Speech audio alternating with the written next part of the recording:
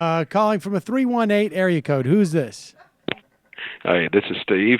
Hey, Steve. Where are you calling from? I'm calling from the Green Hills of North Louisiana. And what is on your mind?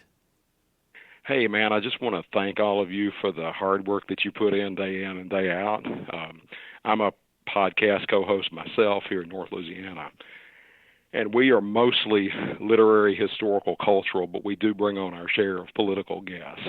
If you know the story, and I know you know the story about Steve Scalise, well, one of our Louisiana bloggers, and I'll mention him on air. Lamar White broke that story, but he's been one of our guests about 8 or 9 times now.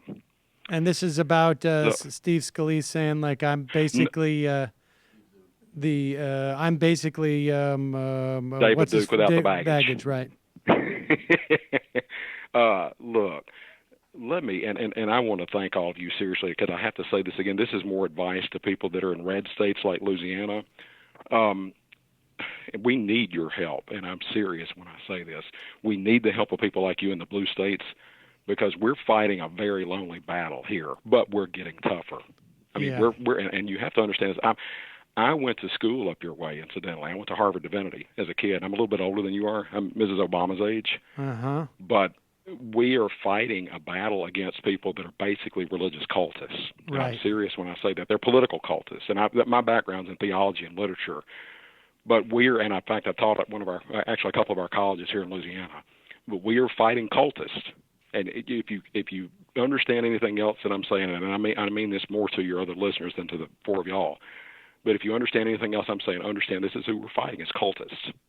And you have to know how the cult mind works in order to be able to fight them. It's been interesting insofar as it's almost, Trump has sort of squeezed out the story of just how many self-identified evangelicals, whether they are, No, they're fundamentalists. You need to call them what they right, really are. right, fundamentalists. You know what, Sam? You know what's disturbing? And I remember we covered Steve Scalise together. I think it was actually on Ring of Fire, but we did a segment. howdy, We covered Michael. it on this show too. But when it was happening, and I made a, half flippant, half serious point, because at the time it was controversial. Like, it caused him a slight hiccup before getting the job that he got. And I said, in another couple of cycles, it's going to be like, why didn't you say you were David Duke without the baggage? Right? Like, we're moving in the direction where that's going to be a plus, and that's clearly sort of where we've arrived. Well, here's what's going on with those people. We just interviewed Dr. Hochschild from Berkeley. We just interviewed her maybe 2 weeks ago. We're a once a weeker. We're not every day like all of you are. But we interviewed her because she went to the Gulf Coast down near Lake Charles, and she interviewed those locals.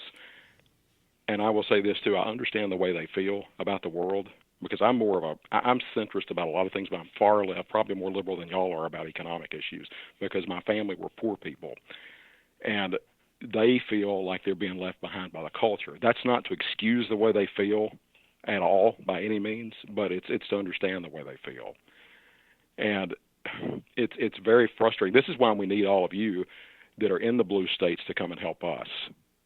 Particularly in the Deep South. I mean, I should. How would we do that? By money, frankly, because we need funding. We are organizing, but it takes money, as y'all know, to do that. And so, in fact, I went to the march in Shreveport. This was not really that well covered, except in Louisiana and probably Texas.